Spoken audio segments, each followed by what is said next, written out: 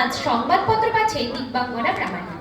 পদার্থবিদ্যার নতুন সূত্র আবিষ্কার, বস্তুর ভাঙন বিশৃঙ্খলায় শৃঙ্খলা খুঁজে পেলেন ফরাসি বিশ্ববিদ্যালয়ের বিজ্ঞানীরা। একটি ভঙ্গুর জিনিস পড়ে গিয়ে কিভাবে কতটুকুই ভাঙবে তা গোনা ছিল এক প্রকার অসম্ভব কাজ। এবার সেই অসম্ভবকে সম্ভব করেছেন বিজ্ঞানীরা। পাস্কালের দেশের বিজ্ঞানীরা নতুন সূত্র আবিষ্কার করে ফেললেন পদার্থবিজ্ঞানে। একটা ভঙ্গুর জিনিস পড়ে ভেঙে গেল, সেটাই স্বাভাবিক, কিন্তু এই যে একটা জিনিস ভেঙে ভাঙছে এর নেপথ্যেও রয়েছে একটা প্রক্রিয়া, একটা সূত্র। জিনিসটি ভেঙে কত টুকরো হবে, কি মাপের টুকরো হবে, তা সবই হয় ওই প্রক্রিয়া মেনে। সেই প্রক্রিয়ায় এবার আবিষ্কার করলেন একদল বিজ্ঞানী। এই প্রক্রিয়া বা সূত্র অনেক পদার্থের ক্ষেত্রে প্রযোজ্য হতে পারে, এমনকি তরল পদার্থের ক্ষেত্রে। বিজ্ঞানীরা মনে করেছেন এর ফলে বিজ্ঞান অনেকটা এগিয়ে যাবে। মহাজগৎ জুড়ে রয়েছে বিশৃঙ্খলা, তবে আপাত বিশৃঙ্খলার মধ্যে লুকিয়ে থাকা জটিল শৃঙ্খলাকে খুঁজে তোলেন বিজ্ঞানীরা। একটি ভঙ্গুর জিনিস কিভাবে কত টুকরোই ভাঙবে তা গোনা এতদিন ছিল এক প্রকার অসম্ভব কাজ।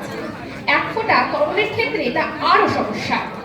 এবার সেই অসম্ভবকে সম্ভব করেছেন বিজ্ঞানীরা।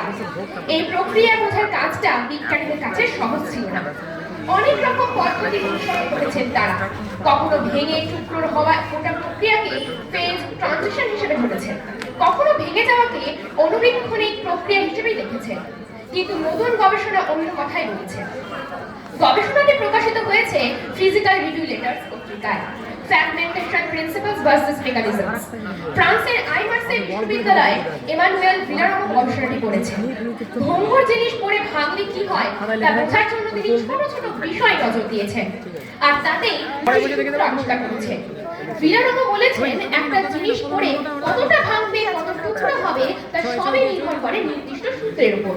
মনে করুন একটা জিনিস পড়ে ভেঙে গিয়ে ছড়িয়ে পড়তে চায়, তার চেষ্টা থাকে যতটা বেশি সম্ভব ছড়িয়ে পড়া। একে ভিলারমো বলেছেন ম্যাক্সিমাম র্যান্ডমনেস। এর নেপথ্যে একটা সুসংবদ্ধ সূত্রই লক্ষ্য করেছেন ভিলারমো।